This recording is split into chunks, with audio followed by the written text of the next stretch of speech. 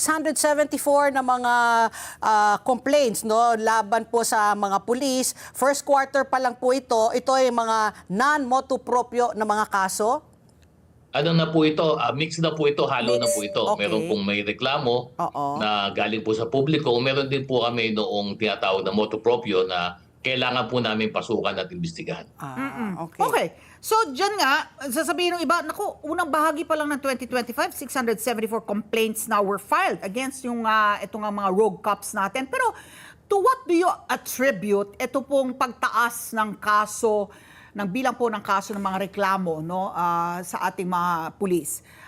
Is it because lumalakas na rin ang loob ng publiko na magsampa ng kaso dahil alam nila na may patutunguhan ng reklamo nila?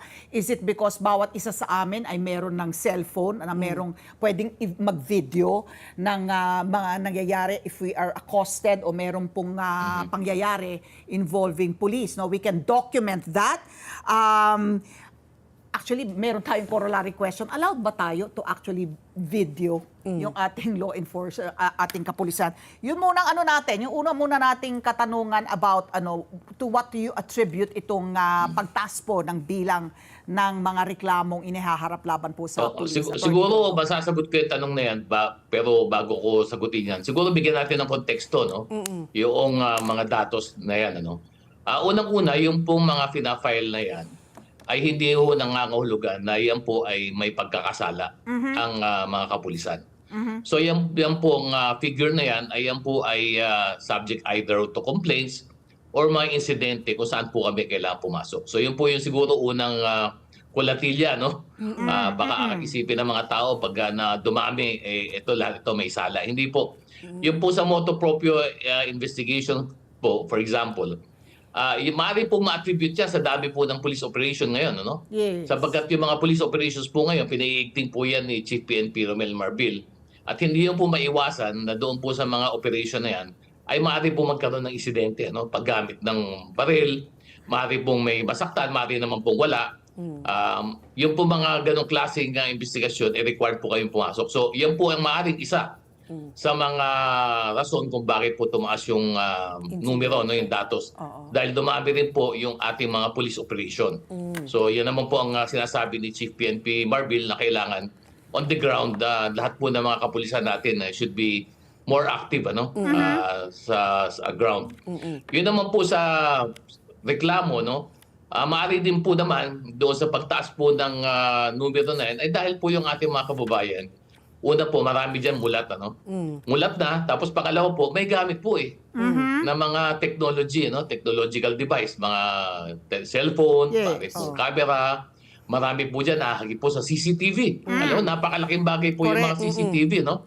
So yan po ang pinagbabasihan po na ebidensya natin. Mas marami po ngayon na masasabi ko ang magrereklamo sapagkat marami din pong ebidensya na. May nakakalap na pong ebidensya. Dati po kasi siguro hindi po masyado motivated yung mga kababayan natin. Pero ngayon po nakikita naman po nila, meron po silang pinangahawakan.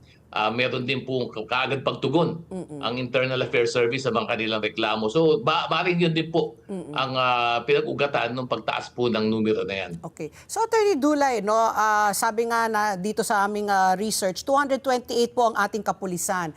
At base po dito nga sa mga numero, parang 1% lang naman po. No? So, it's very, very minor, di ba, compared po sa 228,000 po na police strong na puwersa po natin. But kayo po, internally, are you alarmed also na parang 1% is still 1%? Sabihin natin 22,000 plus pa rin po yan pinag-uusapan natin.